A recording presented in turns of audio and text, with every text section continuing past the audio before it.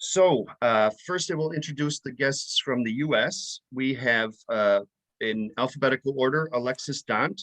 She is the new Student Engagement Coordinator at the Multicultural Student Success Office at Iowa State University. She is also president of the Black Graduate Student Association. We have Neil Thurston. He is a diversity and inclusion and equal opportunity specialist at Iowa State University. And Dr. TJ Stewart, professor of higher education, specializing in stigmatized student identities, social justice, and activism. Gerald? Yeah, we have in Germany, hopefully soon, also Nino Mamaladze. He is one of the volunteers of the Train of Hope in Dortmund. There he is, and welcome to him. That was that movement was created in an instant, 2015, when the first train with refugees arrived in Dortmund. You remember maybe Chancellor Merkel had opened the borders for around about 1 million refugees and has said, "Wir schaffen das, we make it." And so thanks to Nino Mamaladze and his colleagues and friends, maybe we have made it, but we can discuss about it later. Then we have seen already Ali Shirin. He is a studied social scientist and lives and works in the northern city of Dortmund. And in his work, he addresses racism and anti-Semitism. The north of Dortmund city is a real multicultural neighborhood, roughly 60,000 inhabitants from, I don't know how many countries are living there.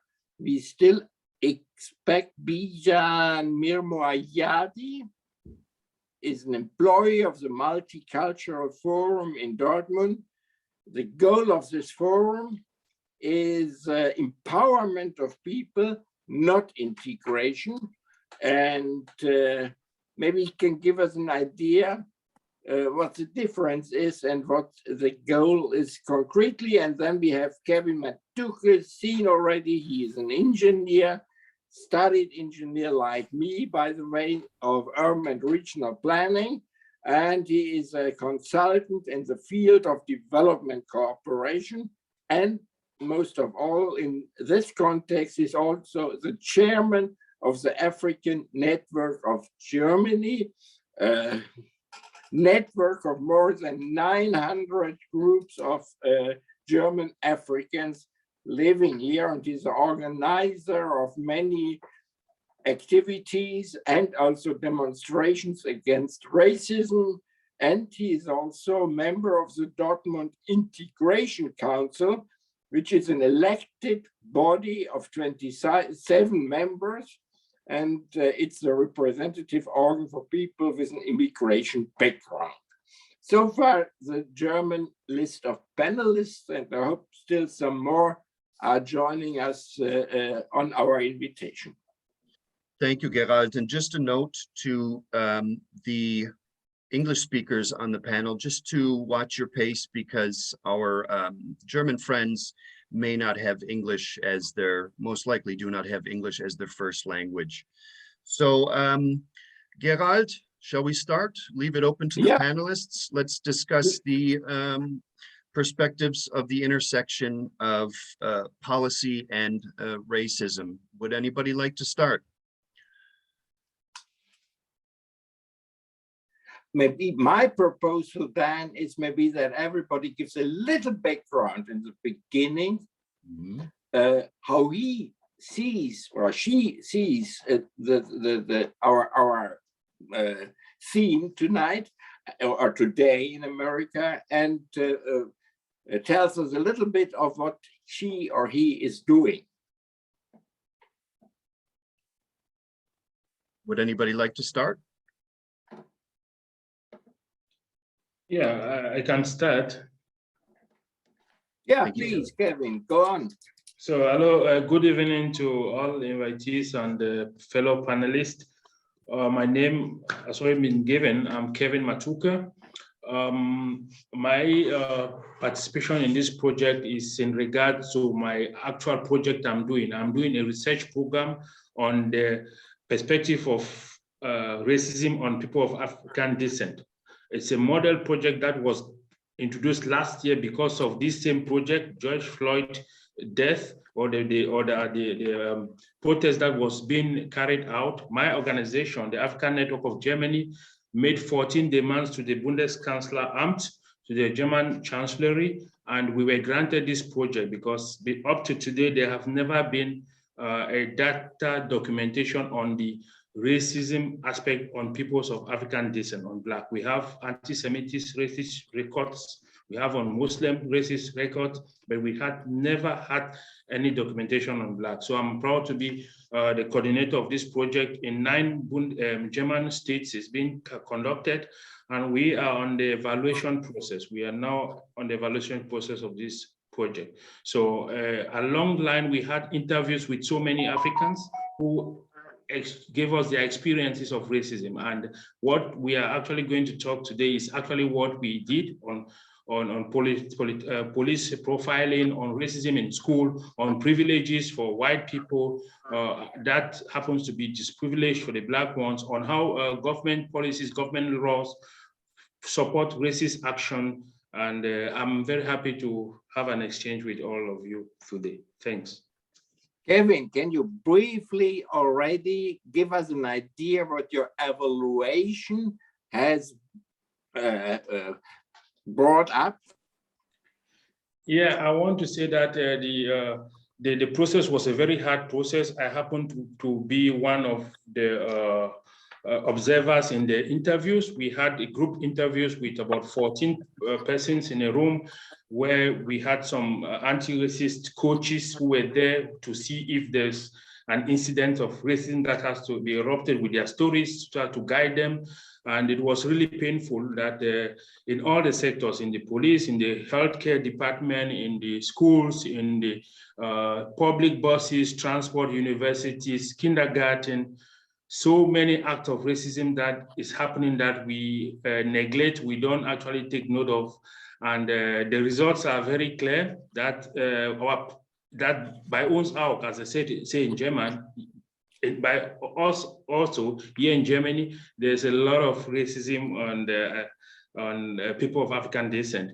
And it shows that we have to sit like this. Some of the recommendation that some of the questionnaires answered was that we have to sit like this and have groups talk to each other, educate ourselves, and support campaigns and programs that will enlighten the people. One of the most interesting answers I got from a 12-year-old boy in Cologne was that whenever you are being confronted with a racist allusions, you should not repel it. You should, for instance, if they say you this refugee, they are so bad.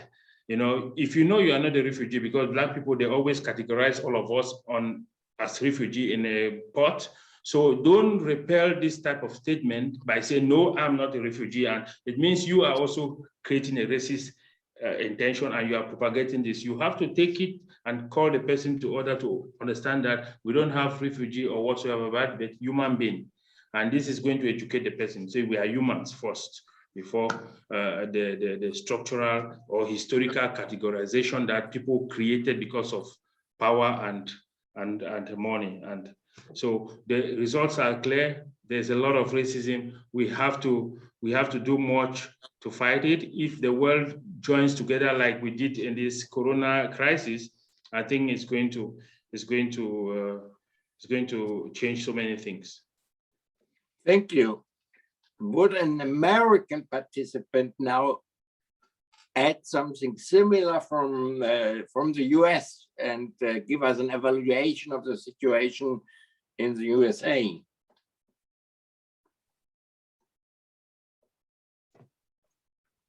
I can go. So Neil Thurston here. And as Dan said, I work at Iowa State University. It's really interesting how law, policy, and governance can continue to keep a certain group of people into a permanent underclass.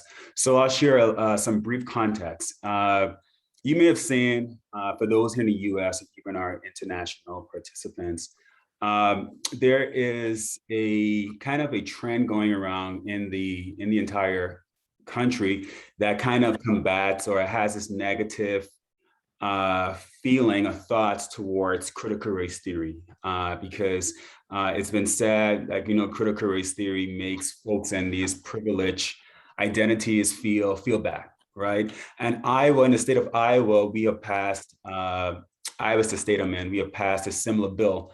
It's called House File 802, HF 802, which bans mandatory trainings, really in the realm of privilege. And in my particular role within diversity, equity, and inclusion and equal opportunity, it certainly kept us into how we execute and how we train our staff around, especially race, around intersectionality, around gender, and many of these privilege, any privilege identity. And what really amazes me is that the folks who make these laws, who sit at the table, traditionally, I'll look at it more from a micro, in a sense of nationally or even national level, who make these laws are white men, right? So in terms of talking about discussing male privilege, it's hard to do that because of these laws that are made. In terms of talking about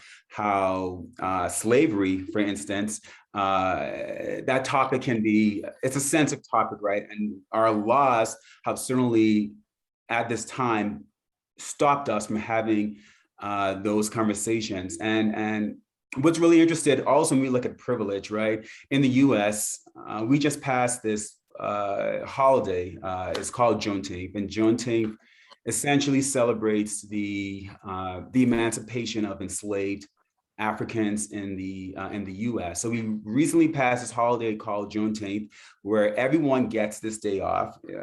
Mainly white folks pass this day, but on the flip side, we're being told that, okay, we can now celebrate Juneteenth because white people also benefit from a holiday.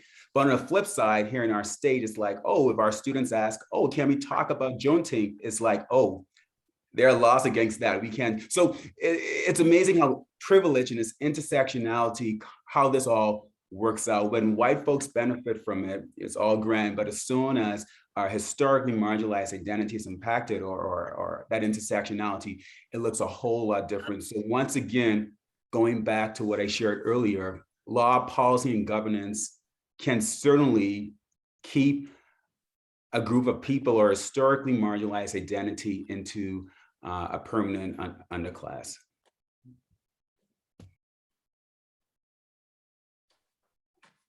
Thank you. Would anybody from the panel like to add to that?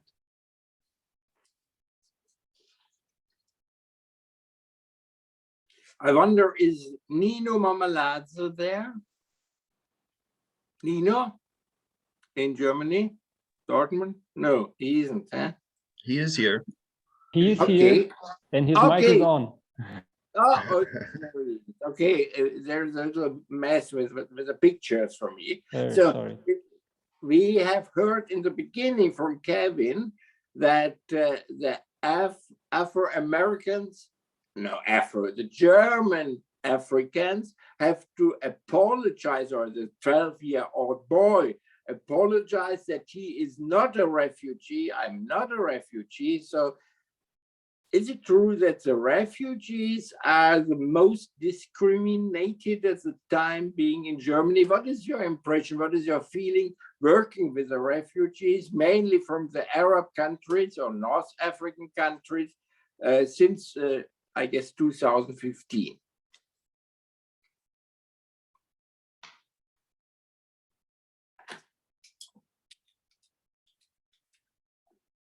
Have you got my question? We can't hear you, Nino. Did you understand my question? I think he has problems with the ear speakers. Yeah. Is your sound off, Nino? Yeah, the sound is off. He can't hear us. Huh?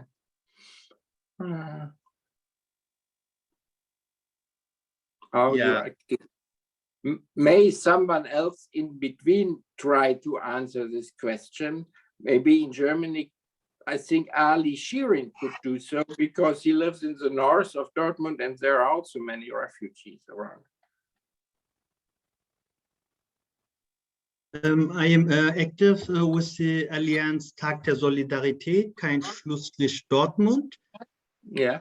We remember and commemorate Kuba murdered on April 4, 2006. We started family Kuba demand for clarification. We organized demos and events of the topic. We demand clarification and consequences, no final stroke, until the requirements are met.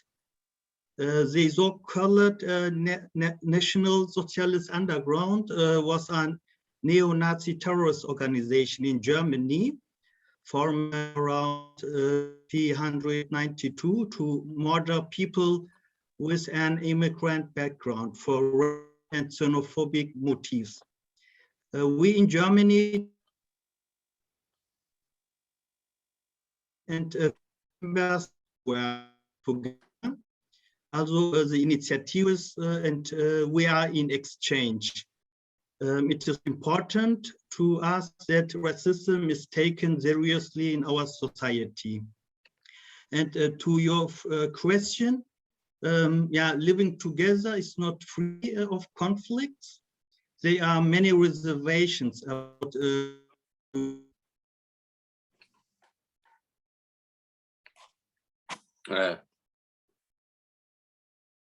we have technical problems somehow. Ali, try to turn off your video. Okay. Yeah, let's see if that works.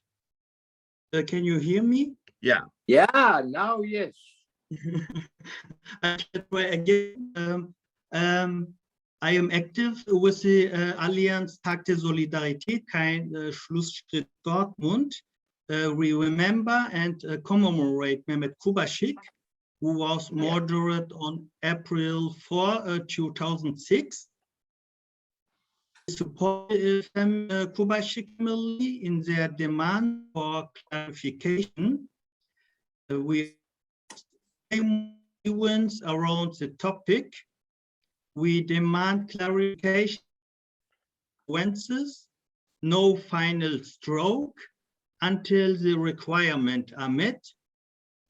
And the so-called National Socialist Underground was a neo-Nazi terrorist organization in Germany, formed around 392, murder people with an immigrant background for racist and xenophobic motives. We in Germany talk about the NSU complex.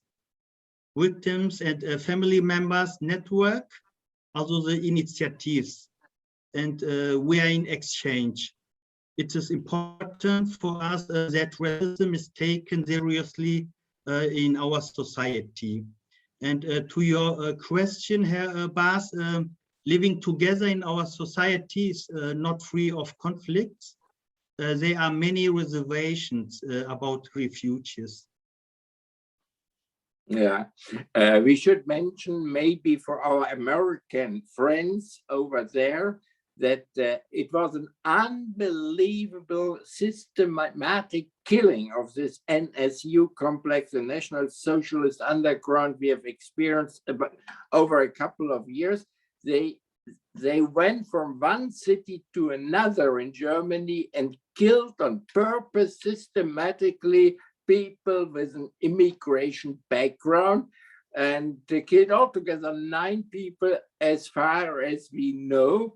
And the network itself is not quite clear yet because the two main criminals have committed suicide.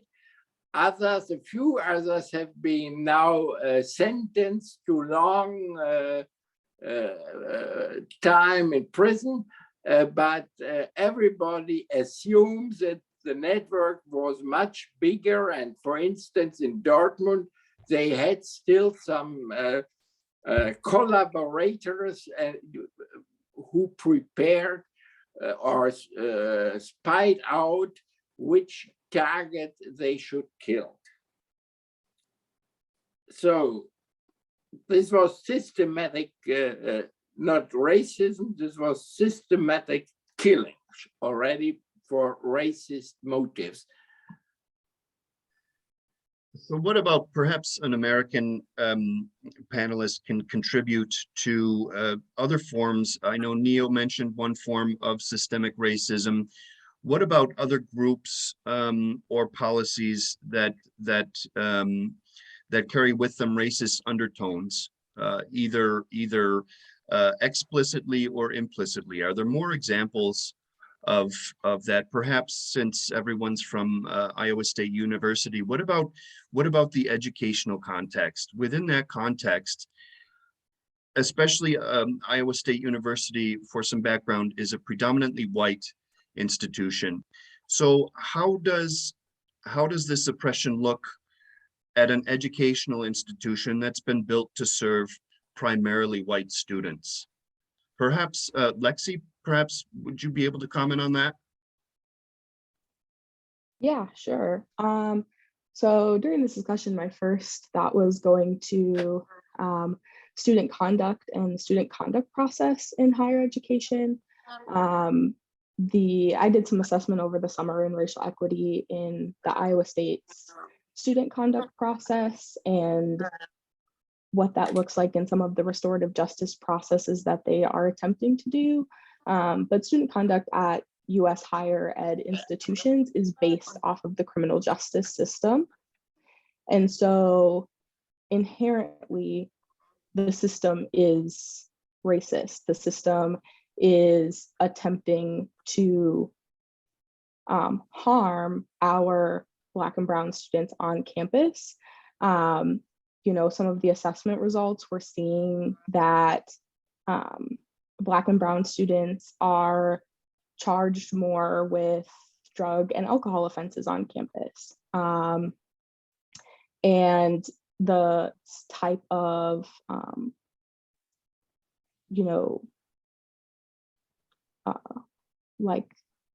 I'm completely blanking on the word. The result of their offense and the punishment that they are receiving, they're different from our white students. Something else that I thought was interesting in that was a lot of white students were choosing not to provide some of the same information. They're not forced to provide some of the same information. Their experiences with the system are a lot different. And the way that the system tracks information, specifically thinking of our international students and the way that international students are demarcated in the system. And so the assessment was not, I'm no longer part of the assessment. I completed that over the summer, but I know that completing my portion of that, there were a lot of questions that were left about how even restorative justice practices within the student conduct system are not, students don't know about them. And so there's kind of this, and not only do students not know about them, so there's kind of this misunderstanding of what the student conduct process is, but almost all of the students that are being reported by campus police. And so on top of the system itself mirroring the criminal justice system, they're being reported by the police. So now students are not having positive interactions with campus police. Ames PD, Ames Iowa PD can also report students. And so that's where a lot of those are coming from. So I guess that's where my brain first went to as far as higher education, and one of the biggest ways that Iowa State and other institutions are enforcing systemic racism.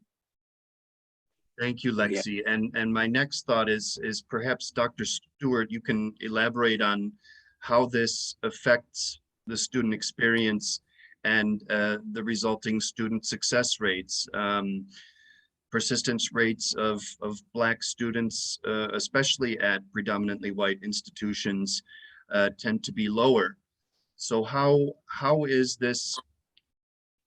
How are these systemic racism patterns affecting student success at, well, perhaps especially at predominantly white institutions? Yeah, that's a really good question. And I think a few different things come to mind. I think first, this has been sort of this conversation around what is the purpose of higher education, particularly in the United States. We've had this conversation and trying to determine, is it a public good or not? Even when we think about the foundations, right? And so at Iowa State, for example, we can't talk about our mission and our work without centering the reality that we are supposed to be a land grant institution.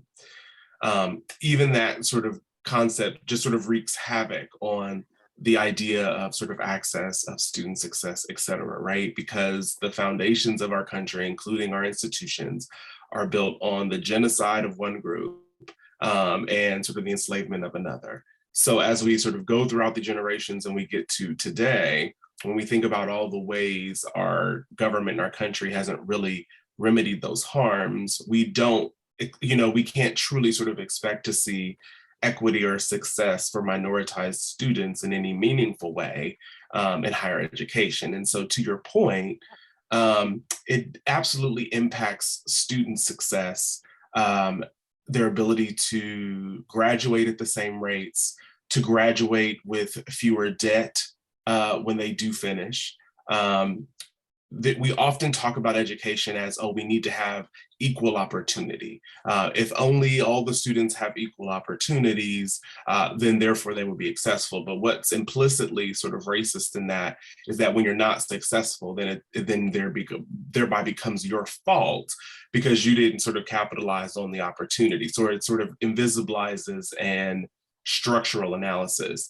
And so we see at all levels of the institution, from admission, so students aren't being admitted in the same rates. When you factor in a racial analysis, they're not being retained in the same rates. People often talk about first year retention, but it's actually in the second year for a lot of minoritized students that it's the more critical year to retain them. We don't see the same graduation rates. And so the question then becomes, particularly from a policy perspective, why is it that, well, one, we don't have equal opportunity, but let's say we did, there still is not equal outcomes. So somewhere along the way, there are issues that are sort of rearing themselves in the lives and the academic lives of students. And so I think it's just one of those things that we sort of have to ask the question. Now, then the broader question beyond that is even beyond a student that decides to attend our institutions, what are the responsibilities of our colleges and universities to the communities in which they exist, right? So I think it becomes very easy to talk sort of in a vacuum to say, what does systemic racism look like in education? What does it look like for these students, for these faculties, with no real invitation for the ways that we wreak havoc on the experiences of the communities that we're in, that we are a part of, the ways that we perpetuate particular logics that not only exclude, but sort of then render invisible. And so I think about La Paperson's text, A Third University is Possible. And so I think we have to be sort of thinking in those very decolonial, anti-racist ways, to be thinking about how to better do this work and to sort of ask ourselves, what is our commitment to equity and justice, even to the Black and brown people outside of the walls of the Ivory Tower, right? I think that has to be the imperative, because there's no way that our institutions become somehow anti-racist in a racist sort of external context in a racist world. So for me, it's kind of a little bit of a misnomer, but absolutely it impacts all levels of student success, persistence, retention. They're not being retained in the same ways. And it's due to, as Lexi mentioned, conduct issues, housing issues, cost, pedagogy. So what type of knowledges are welcome in the classroom? The fact that the vast majority of disciplines, unless you're in like a performing arts or some other, or, you know, that you can only convey your intelligence by if you are a good writer or not, right? So even pedagogically and how we teach and what we teach are by themselves racist, if that's the only way a student can articulate what they have learned. So, I mean, we really have to sort of get to the root, right, to the foundation of what is education and what is it supposed to be doing to sort of be able to remediate some of the harms that is impacting students, but also faculty and staff on every level. Dr. Stewart, may I ask a question from Germany? Because in Yes. Germany, we have more and more schools or educational institutions which have signposted at the entrance, "School Against Racism." And this is a kind of label they want to fill with the content in the classrooms by education, by activities of the students. I wonder if a similar institutional exposition of anti-racism exists also more and more in the United States. That's a great question. Thank you for that question. I would say there are ways in which many institutions in the US, and there are many, sort of try to signal an embrace of an anti-racist ethic. So for example, college presidents will release statements in the aftermath of some terrible thing. There will be programs or curricula that might be started that are focused on social justice or sort of anti-racism. I think that in the US context, a lot of it tends to ultimately become very performative, meaning it's a way to virtue signal to individuals that we are not that type of school or we are not that type of place. Now, I want to be clear, there are lots of really amazing faculty, students, practitioners who are doing really good anti-racist work at lots of institutions, but I don't know if that then makes the institution anti-racist, right? So I think we have to think about individual level action. I'll take myself as a professor.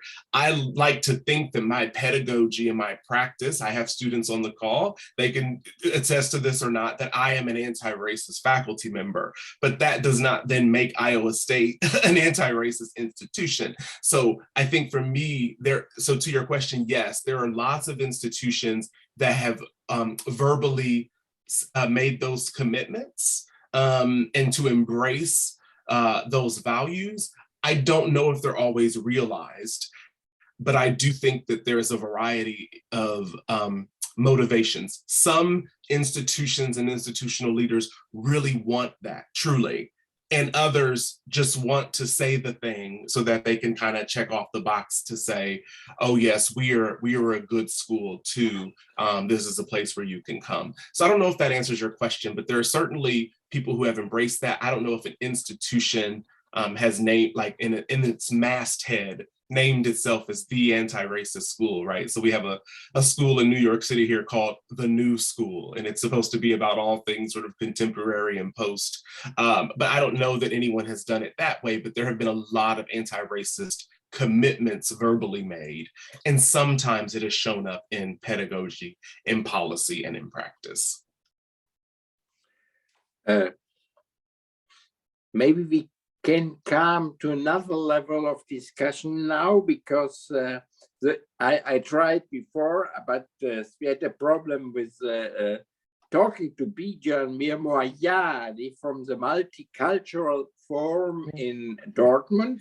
Yes. actually in many different cities in the northwest of Germany.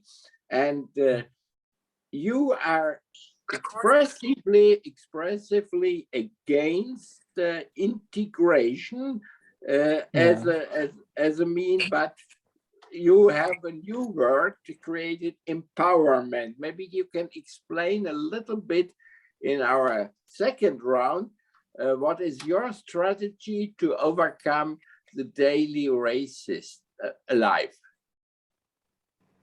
Yes, thank you for the invitation and the introduction. Maybe since it's my first time here in the panel, I would say a couple of sentences to my person. I studied sociology and social psychology in Bielefeld, and with the focus of my studies on post-colonial studies and conflict and violence research.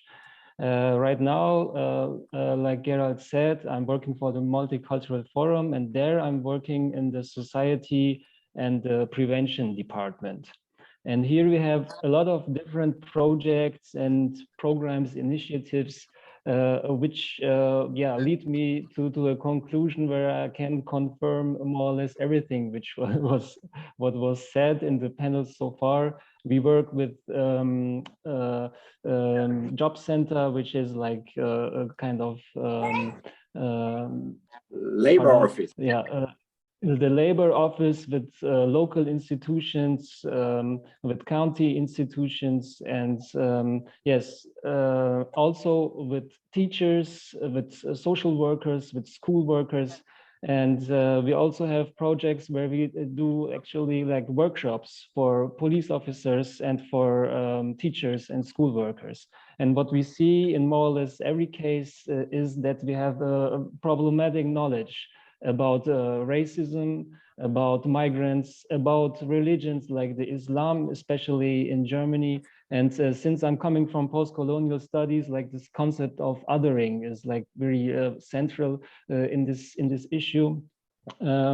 What I can say about our empowerment approach is pretty simple. Our idea is that we approach our clients or everybody who needs our help on the same level. We don't demand too much.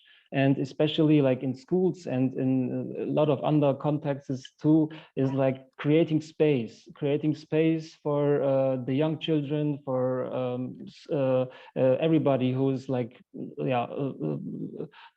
so-called subaltern or a marginalized group has a chance to participate, to be heard.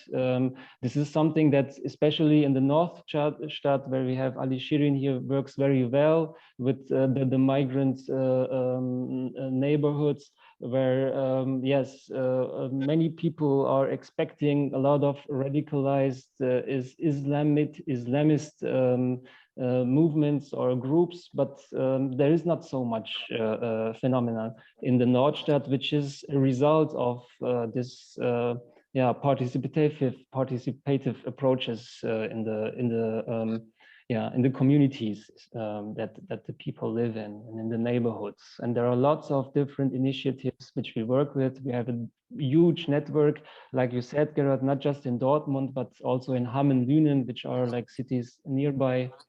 And yes, like I said, I can just confirm everything that was said about systematic racism, which is also still a big issue in Germany. We have a lot of chat groups, for example, in the police, that like racist chat groups or anti-Semite chat groups that show that we still have a big racial problem, racism problem in the police, especially in Germany too.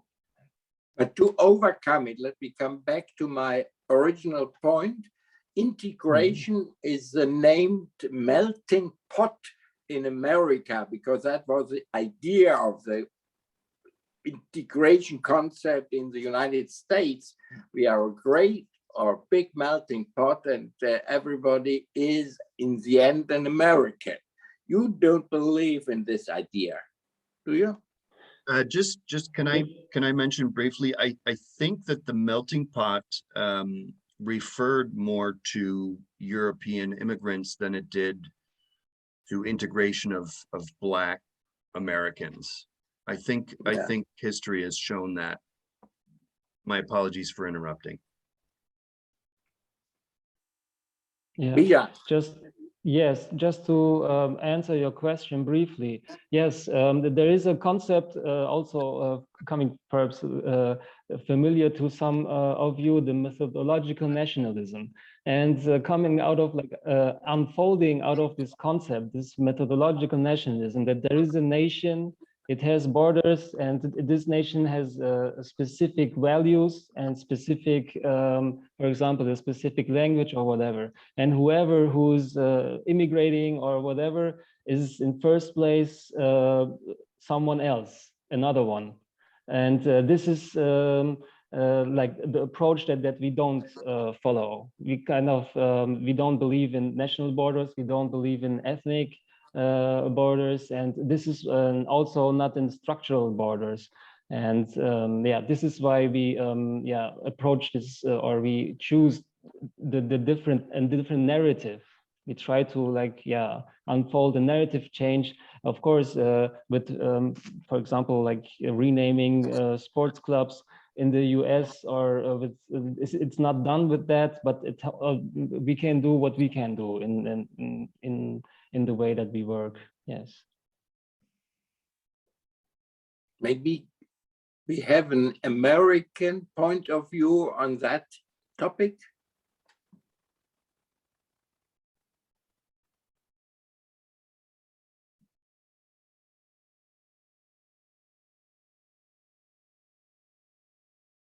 Good morning, America. Still there? I mean, I'm happy to share. I didn't want to, if someone else wanted to speak, but I think that is a very sound thought process, right? Like, can you be truly decolonial and be invested in borders? I don't know that you can. In our country, we have a concept of sort of abolition. There were people who were invested in the abolition of slavery who sought to undermine it, right? And so that is another ethic to think about, like, what does it mean to abolish borders? What does it mean to abolish sort of nations? Because what's inherently implied in that is imperialism, is empire, right? And so when you have those boundaries, many times arbitrarily drawn, if you look throughout history, they were, it was related to conquest. I'm going to come over and take over your country. Now this is our territory. And then, oh, well, now I'm going to come take over your country. Now this is our territory. It's always about resources. It's always about power. It's always about excluding another. And so I think that in the US, there's this idea of sort of the melting pot, but what was implicit in that was assimilation, and really a coercive assimilation, that if you come to the United States, yes, you can become an American, we suppose, but here are all the things that you're expected to give up. Here are all the things that you're expected sort of to change. And so, but then the question becomes, and what we found is that even when folks did that, so there are lots of wonderful books called for example, Working Toward Whiteness, The Color of Law, that look at sort of all of these historical trends, because there were times when certain ethnic groups, national groups came to the United States, they were not considered white. They were not considered American. And so, but only after time and after assimilating and giving up histories, traditions, language, culture, were they then sort of invited into whiteness.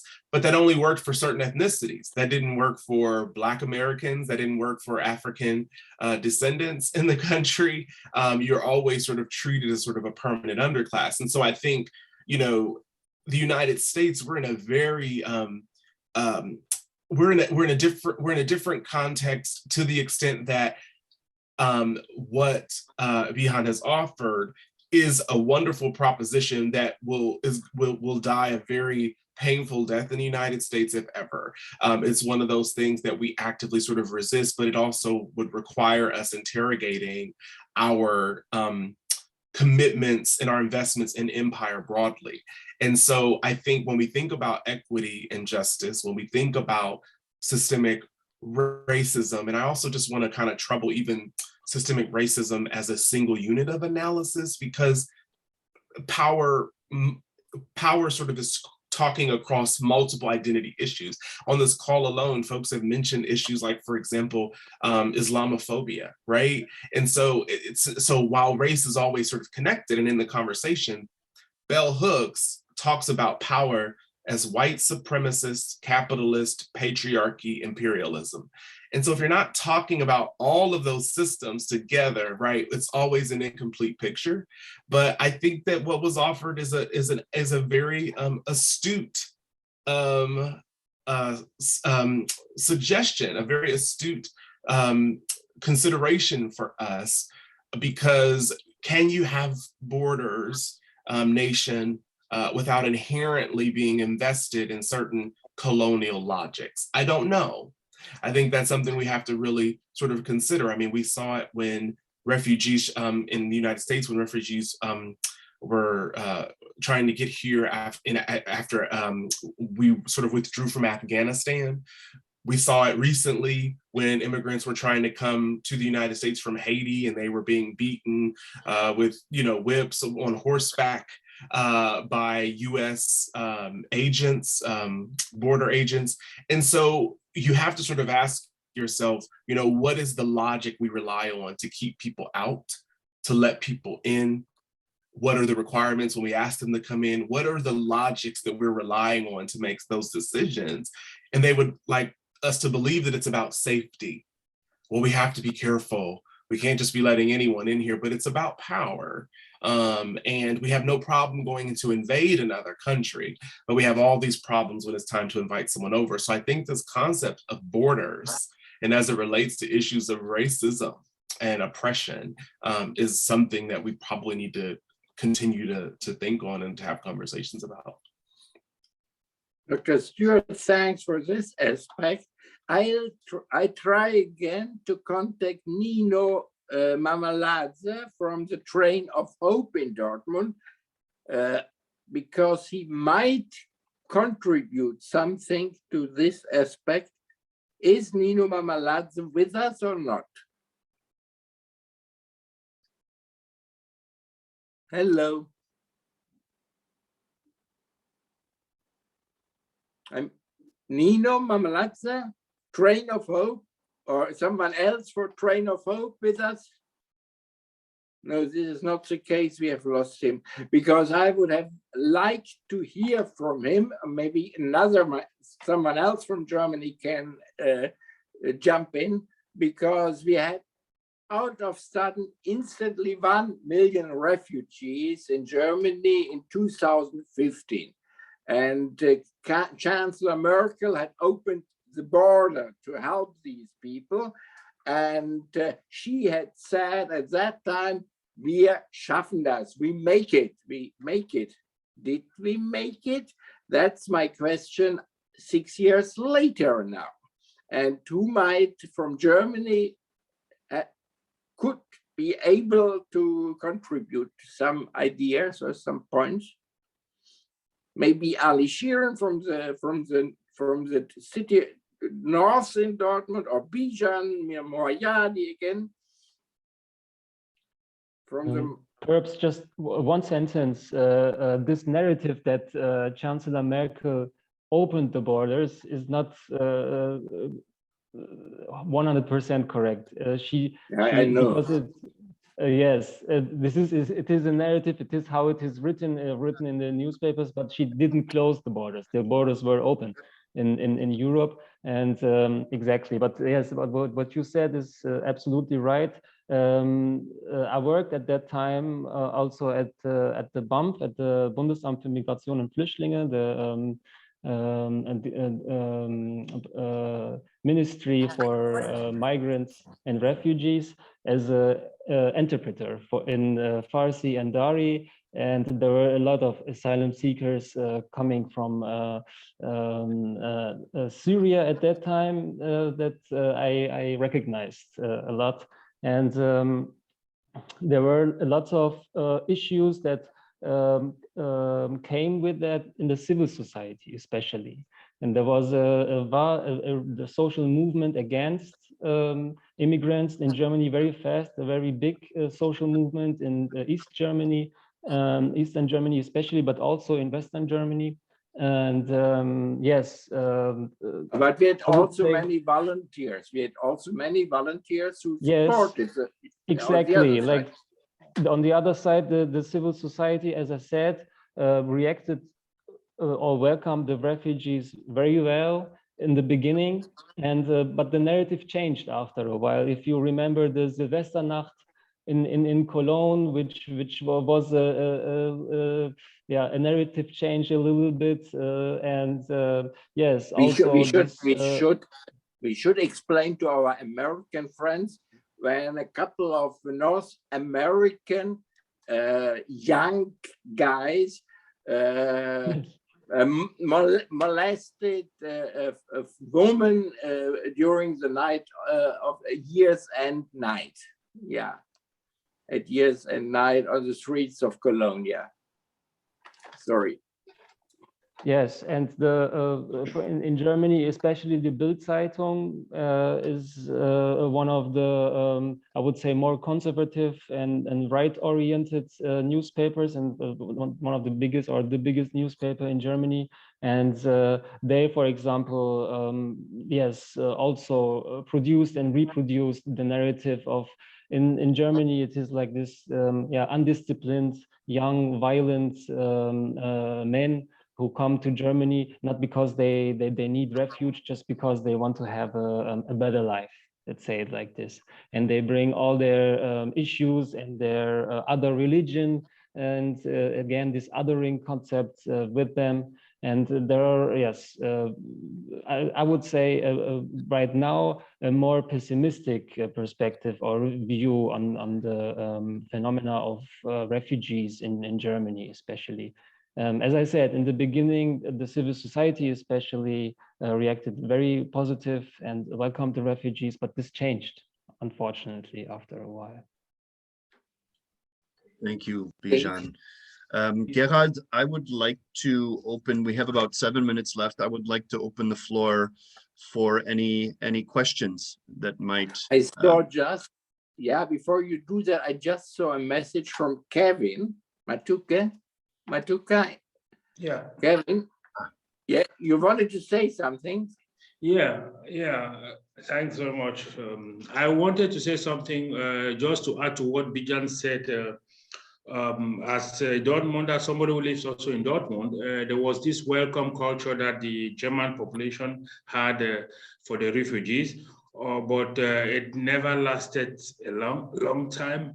And this is always the situation, because we have to see the opposite, the other way. When the Germans or the foreigners or the Europeans or the white people go to those other countries, I don't think there's any media hysteria to say they are coming and let's give them this welcome. That's the beginning of racism. The books, who gives the information? You propagate and you foster racism. So if we have to fight racism, we should try to equalize in our mentality also the aspect of human. They say walking towards whiteness is also something that we have to do because people don't want to give up their privileges. They don't want to give up their rights. They want to share the powers that they have.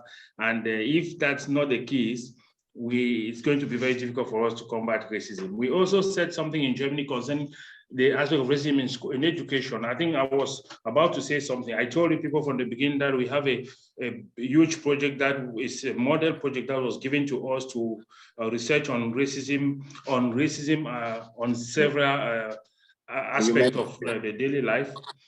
And one of the points were on education. And we realized that the racism in Germany in the area of education is systematic. For instance, you have a young child who is so brilliant in school, and because the parents probably are living on the social system, he or she cannot go to a grammar school. He will be advised to go to a technical college and learn something like a trade or handwork.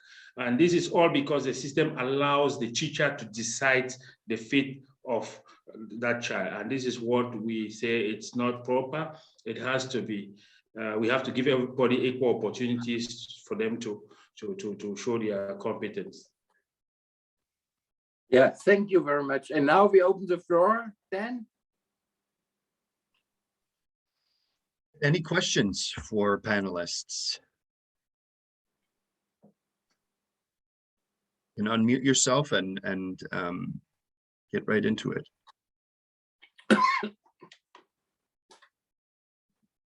No, it doesn't look like it. So what about suggestions for moving forward then?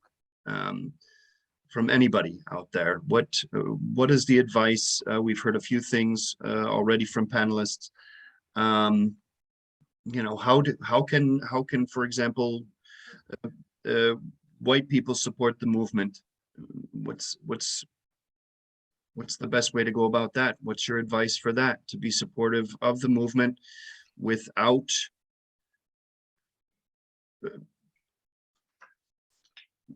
that white privilege, without, I don't know if that makes any sense. Kevin, did you have? Yes.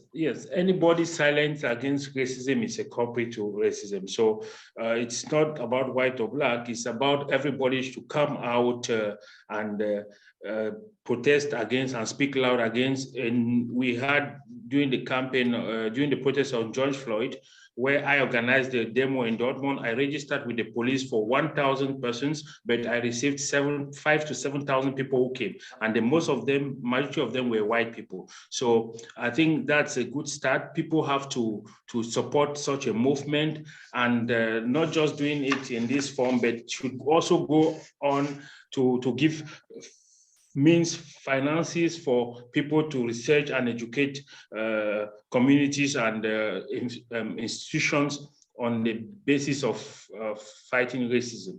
So these are some of the tools that we have to bring in. While we also look on some legal toolkits, like in Germany, we have words that are used to moderate racism, like Ausländerfeindlichkeit or Fremdfeindlichkeit. These are literal words which talks about hostilities towards foreigners or towards strangers, but they are simply racism. They don't just want to put it that it's a racist act, but they put it in that fine way. So we have to speak out loud so that, like in other countries, in America, for instance, so that it should be heard within the administrative and the political sphere of this country. Thank you. And if I could just briefly support with what Kevin just shared, I really do believe in it's a community of practice as we move forward in dismantling racist and privileged systems. However, I do believe that it is imperative that our white brothers and sisters really support and stand in solidarity when we look at racist systems. So those that are in those privileged categories using that to help those that are less privileged when we look at it from a racialized lens and context. So it's a community. It takes us all in getting this work done and us uplifting and supporting. Yeah, I second what Neo shared. I also, when I have a lot of these conversations with my peers in and outside of the classroom and in our assistantship practice while we're becoming practitioners, something that I share a lot is the importance of constantly being reflective about what white folks call their allyship. What does it mean for them to be an ally? Is it performative, and how much of the responsibility are they putting on Black and Brown individuals to tell them what to do? And so as we move forward collectively, I think white folks specifically wanting to be reflective on, what is their positionality in this process? Like Neo shared, what can their privilege do to empower and uplift the voices of the unheard? Yeah. I actually have a question from Nino. Nino writes, I would like our panelists to share their opinions about how marginalization can lead to radicalization of those who are discriminated. I would like our panelists to share their opinions about how marginalization can lead to radicalization of those who are discriminated. Would anybody like to comment?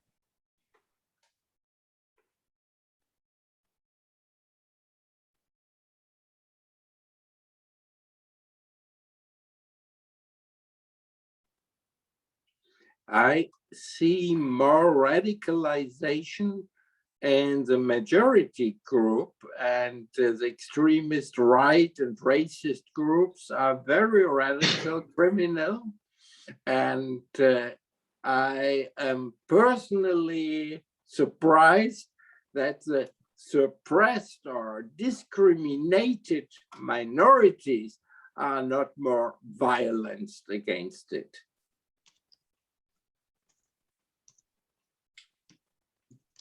But maybe I'm not. I'm still thinking. We have also Islamic terror phenomenon, which is since 9/11 worldwide very active. Yeah, but is it a reaction of white supremacy, or is it more violence against the dominant Western world in general? Okay, I don't have answers. Yeah. Maybe someone.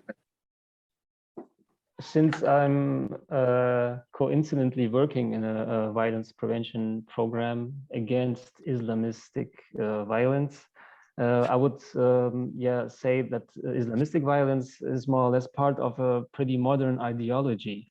And they use this concept of marginalization or of injustice, global injustice, especially the conflict between Israel and Palestine. And yes, this global oppression of the Muslim community, these global grievances, when you're talking about that, they use this for their propaganda, for their ideology. I would, on the other hand, say that not everybody who is marginalized gets radicalized. There have to be a lot of different other things to bring a young person or any person to be radicalized. It's not just marginalization, I would say, out of my experience. Can everybody hear me? Yep. Yes. But and yet our government has deals with Islamist countries. One example, the World Cup in Qatar next year. Our deals with Saudi Arabia, for example. It's everybody says our democratic is important, but we have deals with Islamistic countries. About Germany, we are an immigration country. However, many do not accept this. Germany is changing. Many do not want or cannot accept this.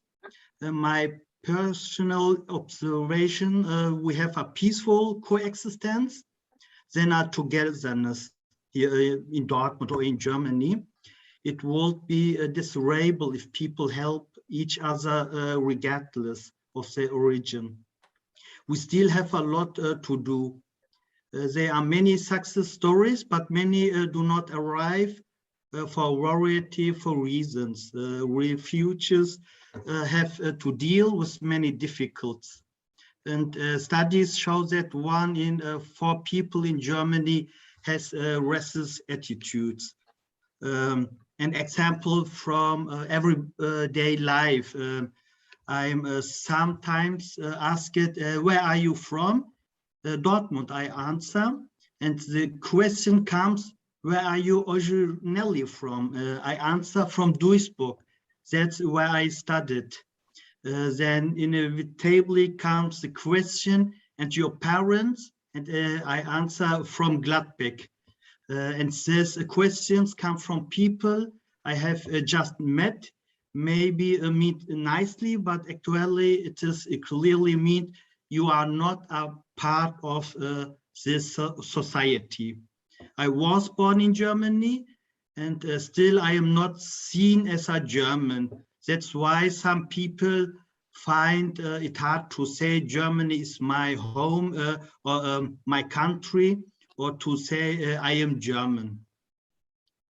Yeah, racism has always to do with the person looks different or has a different belief or different ethnicity. Yeah.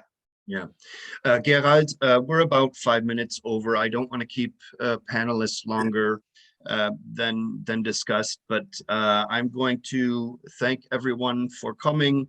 We're very grateful for all of your contributions to the conversation. I've learned a whole lot. I'm sure all of us have. I will stop recording.